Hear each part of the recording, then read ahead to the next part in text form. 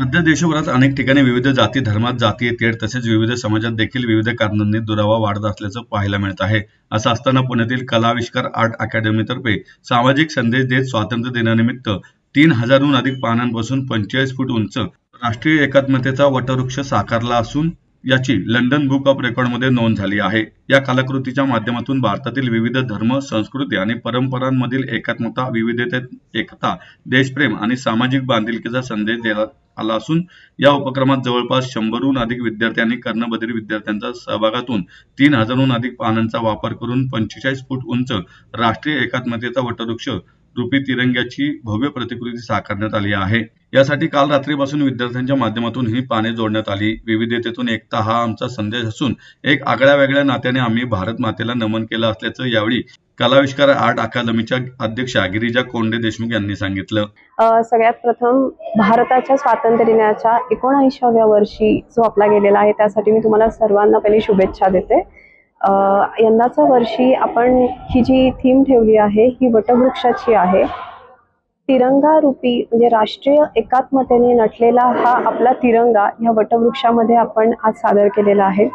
हा वटवृक्ष उभं करण्यासाठी जवळजवळ 1 महिना सगळ्यांची श्रम आहेत आणि हे श्रम म्हणजे आपल्या सगळ्या विद्यार्थ्यांचे आहेत. या विद्यार्थ्यांमध्ये 3 संस्था याच्यामध्ये आहेत.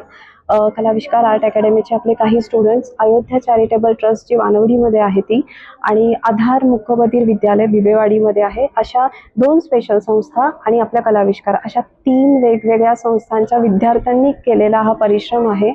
वटवृक्ष जर तुम्ही पाहिला असाल तर त्या वटवृक्षामध्ये आपण इंद्रधनुष्याचे 7 रंग तिरंग्यामध्ये दिलेले आहेत आणि ह्याच्या पारंब्यांना जर तुम्ही बघितलं असाल तर ह्याच्यामध्ये काही जाती, संस्कार म्हणजे आपले जे भारत मातेने आपल्याला जिथं कुळ म्हणू शकतो त्या कुळाला जन्म दिलेला आहे, तर त्याच कुळांना आपण आज वटवृक्षाखाली दाखवण्याचा प्रयत्न केलेला आहे.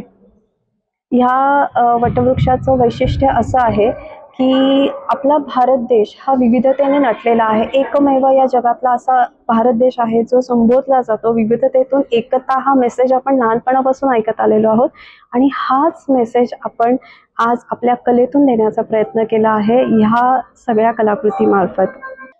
सर, आज तुम्ही जे बघत आहात लंडन बुक ऑफ रेकॉर्ड आपल्याला 15 वर्षानंतर मिळालेला आहे. कारण आपण जवळजवळ 15 वर्ष झाली या कलेच्या माध्यमातून काय समाजासाठी देणं लागतो, काय समाजासाठी करू शकतो हा प्रयत्न आम्ही सातत्याने केला.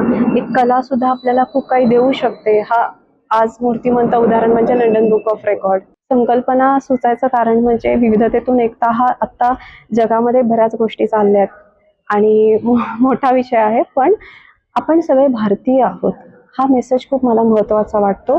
कारण इथे कुठले जात पात धर्म असं मी मानत नाही, पण आपण विविधतेतून एकता साधून आपल्या कलेला, आपल्या संस्कारांना आपण कसं बाहेर आणू शकतो आणि त्याच्याने आपला देश कसा घडवू शकतो हे वाटतं आणि त्यातनंच हा एक छोटा कलाकृती सादर करण्याचा प्रयत्न केला आहे.